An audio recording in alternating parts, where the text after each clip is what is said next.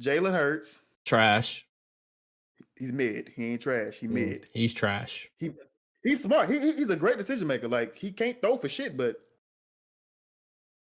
he can't throw for shit, actually. He can't throw for shit. You understand that once you actually blitz, he's like That's what Jalen Hurts does. He gets scared. And you want to know who figured that out? The 49ers. Here's what I got for you, Bubba. That whole adage that Jalen can't handle the blitz and the San Francisco 49ers figured that out. Get new material. That happened a year and a half ago. Okay? Get new material. Last time I checked, Jalen Hurts did perfectly fine against the blitz. Oh, and by the way, he doesn't get scared because, how many interceptions did he have this past season? Probably one of the lowest totals in the starting quarterbacks in the NFL. So let me even be more clear so that even your dumbass can figure it out. Let me draw it out for you. Jalen Hurts, Super Bowl champion. Jalen Hurts, Super Bowl MVP. Jalen Hurts, leader and one of the best dual threat quarterbacks in the game today. That's not fear, that is truth. And you can look up all his highlights, you can look up all his stats. And here's the bottom line, is that he's a threat no matter if he throws the ball or if he runs the ball. Saquon is good, but Saquon became great. Why? The offensive line alone? No, not that alone. One, because one makes you think whether he's giving it to Saquon or whether he's taking it himself. So before you start calling that guy trash, you might want to look at who you really root for as quarterbacks. Yeah. All right, James, you got anything to say, bro? Well, I'll say, in the words of a great Seinfeld quote we call it, the hate of Jalen Hurts is so played. I mean, I swear to God it is. Because you think about it, I'm one guy, I remember there was a time when I was really skeptical about Jalen Hurts, but then the 2022 season came around, and I said to myself, the one thing Jalen Hurts has to do is that he has to learn how to throw the football. And he did. The thing that I like about Jalen Hurts, about him, is that he shows every single game, no matter what the circumstances is, no matter what the time of the game is, he is locked in every single chance he gets. I remember the Eagles won that Super Bowl and kind of like has that late great Kobe Bryant mentality, like, yeah, you know, we won the championship, but I'm not done feasting yet. Like, he's still looking to prepare for the next journey to win another one this year. And the one thing I like about this too is that all the guys that he brought, like Jalen Hurts brought in, like the A.J. Browns and the Saquon Barkleys, and even like players like Devontae Smith, like when he was at his alma mater at Alabama. I mean, this team has so much high expectations, and it starts with that quarterback that's under center. And I'll say this right now.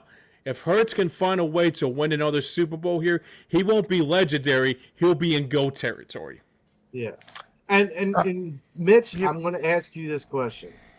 Okay, you would say the top 5 quarterbacks, and just tell me if you agree or disagree. The top 5 quarterbacks outside of Jalen Hurts are Patrick Mahomes, Josh Allen, Lamar Jackson, Joe Burrow, and I guess it could be a toss-up between Justin Herbert or I don't even know.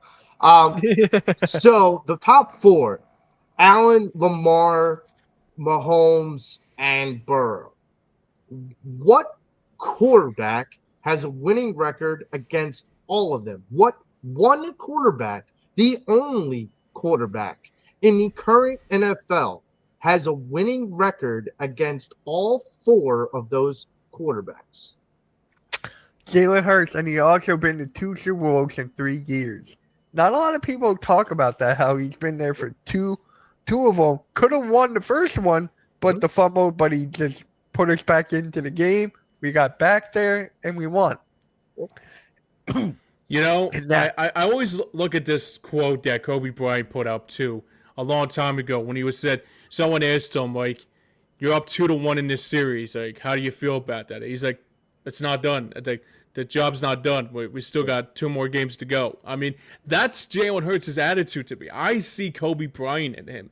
It's a yeah. Even when he won that, actually signed a contract back in 2023, he was like, "Job's not done. Like, money's great. Like, I'm glad to be here, but I got a championship to win." And he always brings that same mentality every single year. It's that no matter how big the stage is, no matter how big the team, like the game's not too big for him. It's one of the reasons why I love to see him continue to be one of these great players. And I say right now, if he's, I mean, Kobe Bryant should be, if he was still around today, he would be praising Jalen Hurts for how much he has become a great leader in this town. Praise him, man. I mean, look, this guy, as much as people want to hate on him, yeah, okay, again, I say what I said earlier. He doesn't fill up the stat sheet, so then you can disqualify him for that. Mm-hmm. He's not going to fill up the stat sheets like Dan Marino. Okay. Yeah.